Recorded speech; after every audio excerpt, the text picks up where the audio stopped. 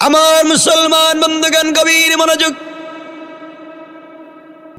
ইমাম আহমদ ইবনে হাম্বল এমন একজন ইমামের নাম, যে ইমাম দুনিয়ার জমিনে বেঁচে থাকাকালীন সময়ে আল্লাহর রাসূলকে ৯৯ বার স্বপ্নে দেখেছেন। কান সুবহানাল্লাহ। এই ইমাম আহমদ ইবনে হাম্বল রাহমাতুল্লাহি আলাইহি দ্বীনের দাওয়াত দেওয়ার জন্য ঘর থেকে বের হয়েছেন, পথ চলতে শুরু করেছেন। দীর্ঘ পথ চলতে চলতে সকালবেলা ঘর থেকে বের হলেন। দাওয়াত দিতে দিতে সন্ধ্যা হয়ে গেল, মাগরিব হয়ে গেল। চিন্তা করে দেখেন যে এলাকায় এসছেন, ওখান থেকে আবার নিজের বাড়িতে গেলে আগামীকালকে সকাল হয়ে যাবে। ইমাম আহমদ ইবনে হাম্বল চিন্তা করে সিদ্ধান্ত নিলেন, আজকের রাত্রে বাড়িতে যাওয়ার কোনো সিদ্ধান্ত নাই। ঠান্ডা রাত্রে বাড়িতে যেতে পারবো না। যেই মসজিদে আসরের সালাত পড়বো, ওখানে মাগরিবের সালাত, ইশার সালাত পড়বো। চিন্তা করে একটা মসজিদে আসরের সালাত আদায় করলেন। আসরের সালাতের পরে ওখানে বসে বসে তাসবিহ পড়তে লাগলেন, জিকির করতে লাগলেন।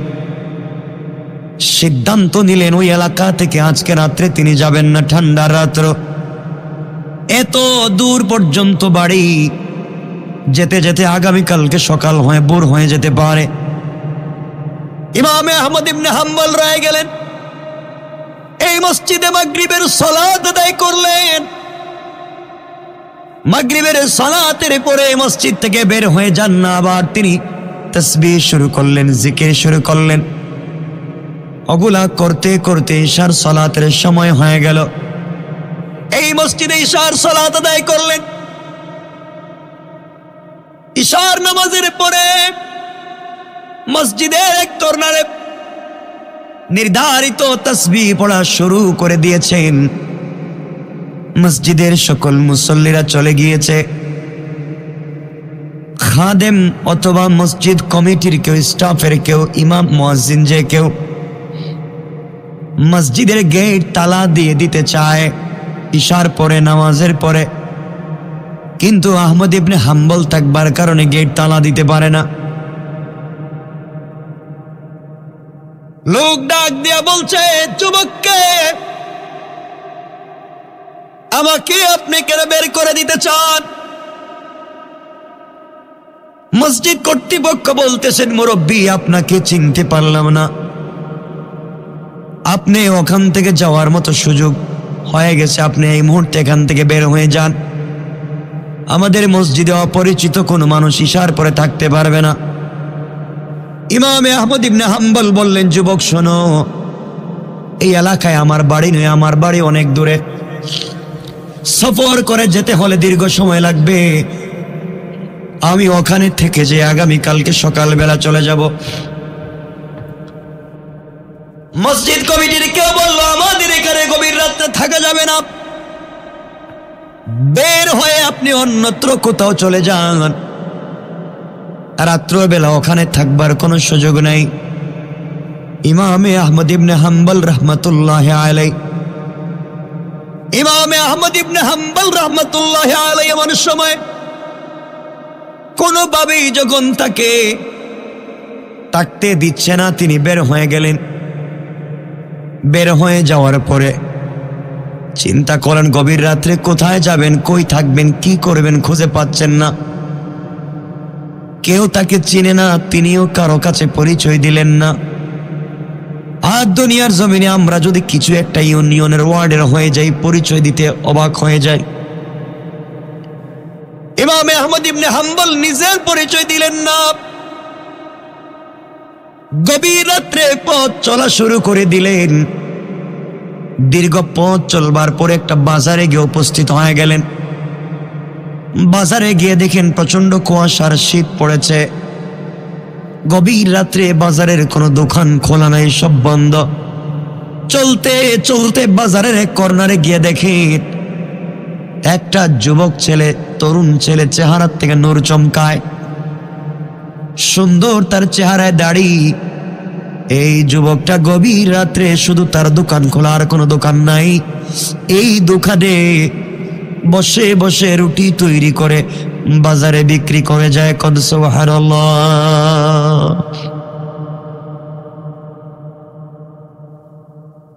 ইমাম আহমদ ইবনে হাম্বল যুবকের সামনে গিয়ে ডাক দিয়ে বললেন, বাবা, এই বাজারে গভীর রাত্রে কোনো দোকান খালি নাই, খোলা নাই। প্রচন্ড শীতের সময়ে তুমি দোকান খুলে রেখে রুটি তৈরি করে যাও, গভীর রাত্রে তোমার কাছ থেকে কে রুটি নিবে, কেনই বা বিক্রি করো? যুবক বলছে, মুরব্বী, আমি আপনাকে চিনলাম না। আমি প্রায় 30-32 বছর থেকে এখানে গভীর রাত্রে রুটি বিক্রি করি। সন্ধ্যার পরে আমি দোকান খুলি, ফজরের নামাজের পরে বন্ধ করে চলে যাই। ইমাম আহমদ ইবনে হাম্বল বললেন, যুবক, আমার বাড়ি এলাকায় না, অনেক দূরে আমার বাড়ি। পথ চলতে গেলে সকাল হয়ে যাবে, যেতে পারি না। একটা মসজিদে রাত্রবেলা থাকতে গেলাম, ওরা আমাকে থাকতে দিল না, বের করে দিয়েছে। রাত্রবেলা কোথায় যাব, থাকবার কোনো জায়গা পাচ্ছি না। যুবক রে, আমি তোমাকে বলছি না তোমার বাড়িতে আমাকে জায়গা দাও, তোমার দোকানে যদি আমাকে রাত্রবেলা থাকবার জায়গা দিতা, যেহেতু সারা রাত্র তোমার দোকান খোলা থাকবে, আমি ঘুমাবো না, বসে থাকবো। সকাল হয়ে গেলে আমি আমার বাড়িতে চলে যাব, তুমি কি আমাকে থাকতে দিবা? যুবক ডাক দিয়া বলছে, প্রতীক মুসাফির, গভীর রজনীতে আপনি আমার দোকানে এসেছেন, কেউ আপনাকে থাকবার জায়গা দিল না, আমি আপনাকে বের করে দিতে পারি না, আপনি আমার দোকানে রাত্রটা কাটাইয়া দেন।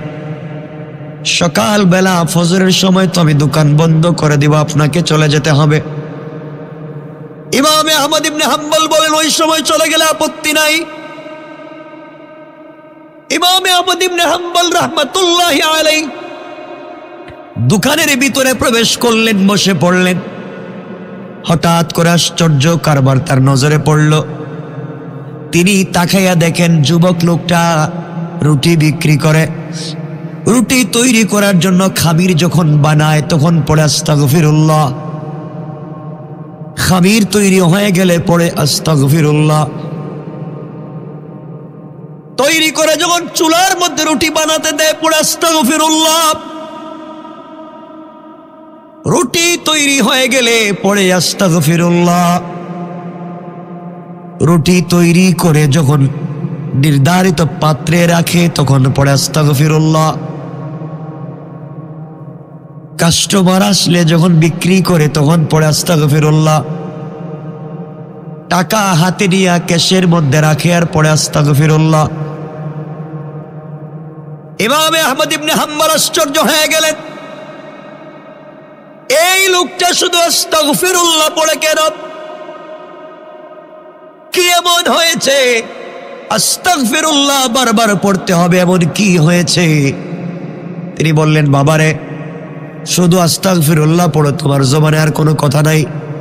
যুবক বলছে, মুরব্বী, আপনাকে আমি চিনতে পারলাম না, কিন্তু আস্তাগফিরুল্লাহ আমি কেন পড়ি? 32 বছর থেকে এখানে দোকানদারি করি, আস্তাগফিরুল্লাহ পড়ে আমি যা পেয়েছি, আমার মনে হয় পৃথিবীর কোনো মানুষ তা পায় না। তিনি বললেন, তুমি কি পেয়েছ যুবক? যুবক দেখে দেখে বলছে, মুরব্বী, এই আস্তাগফিরুল্লাহ পড়বার কারণে আমি আমার ঘরে, আমি যে রাত্রবেলা রুটি তৈরি করি, এই রুটি তৈরি করার টাকা দিয়ে আমার পরিবারের 57 জন লোককে আমি খাওয়াই, আমি তাদের খাবারের ব্যবস্থা করি, এরপরে মসজিদ এতিমখানায় দান করি, গরিবকে সহযোগিতা করি। এত কিছু দেওয়ার পরে সামান্য রুটি তৈরি করে বিক্রি করি, এরপরেও মাস শেষে দেখা যায় আমার পকেটের টাকা কমে না। সুবহানাল্লাহ পড়ে। মুরব্বী, এটা 1 নম্বর বরকত। এই আস্তাগফিরুল্লাহ পড়বার কারণে আমার এই বয়সে আমার বডিতে কোনো রোগ বালাই হয় নাই। যখনই সুযোগ পাই আস্তাগফিরুল্লাহ পড়ে, আমার কোনো অসুস্থতা নাই। মুরব্বী, আপনি জানেন না এই আস্তাগফিরুল্লাহ পড়বার কারণে এই বয়সে আমি বিশ্ব নবীকে 17 বার স্বপ্নে দেখেছি।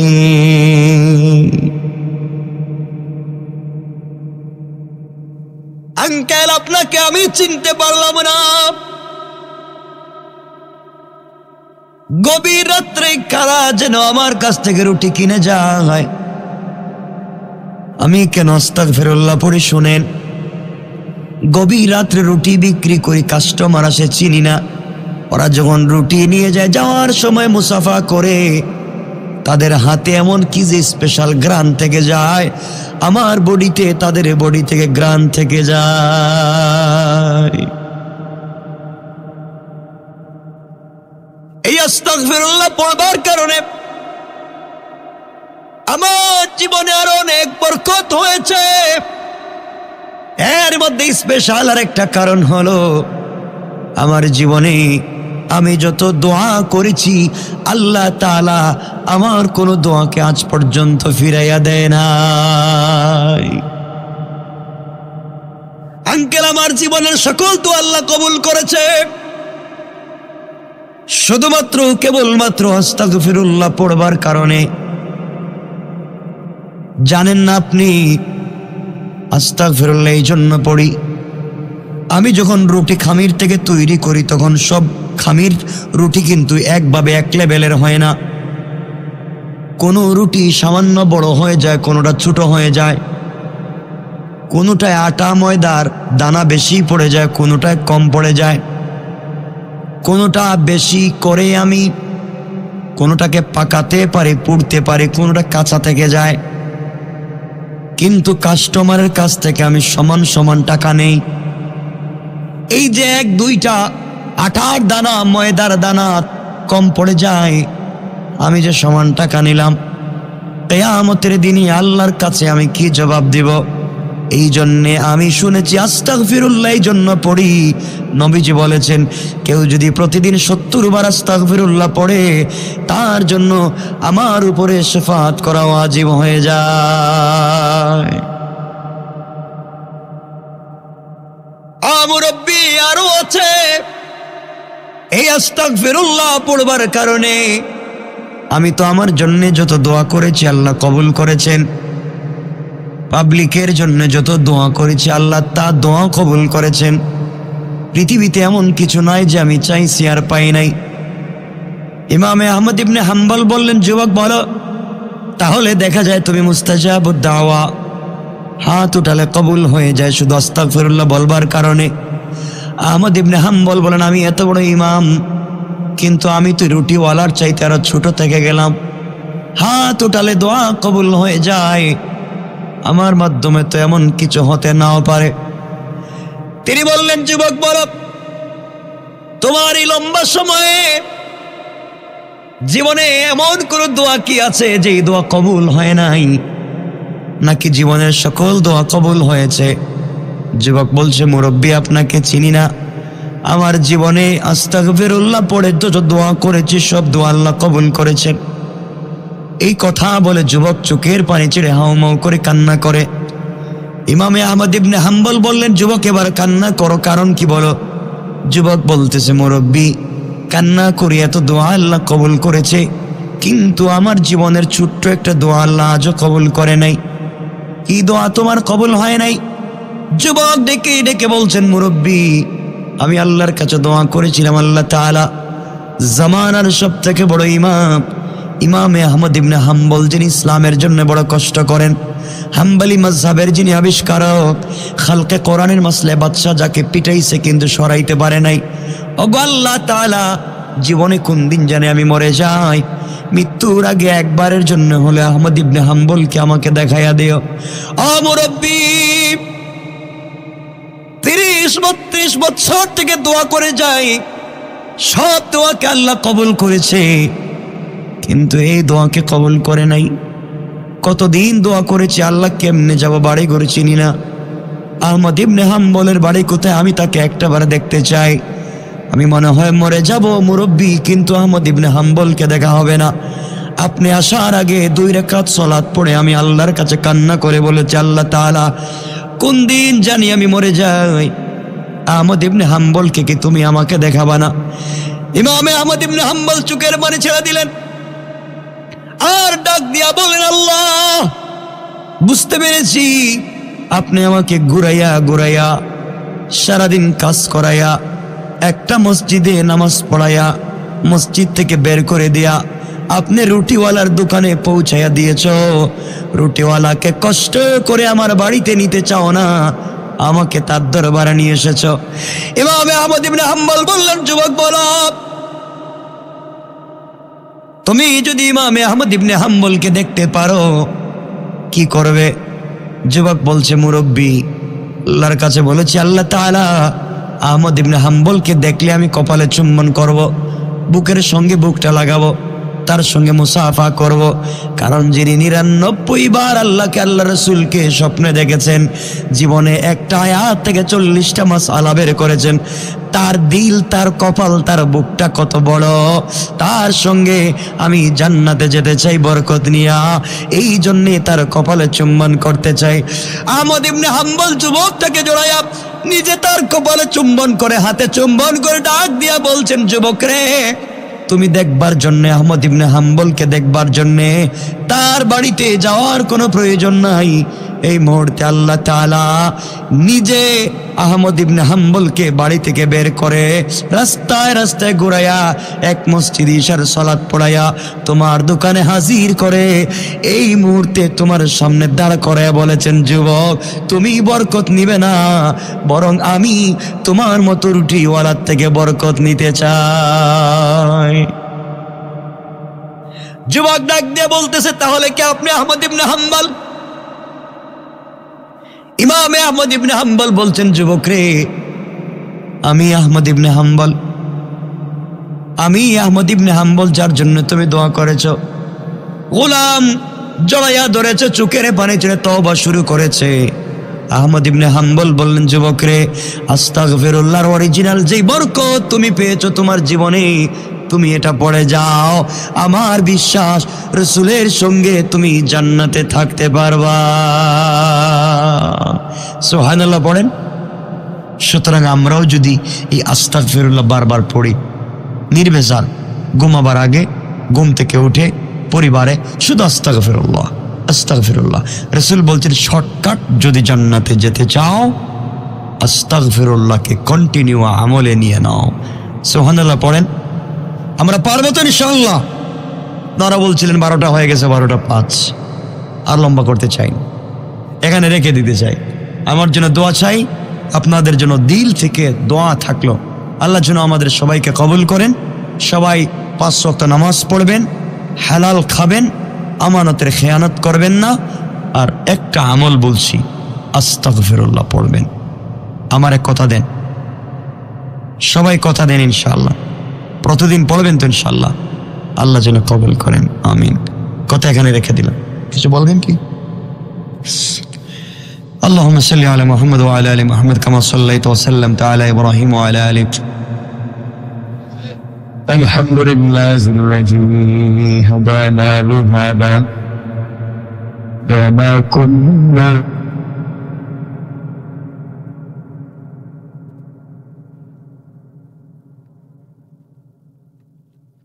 لقد جاءت رسلنا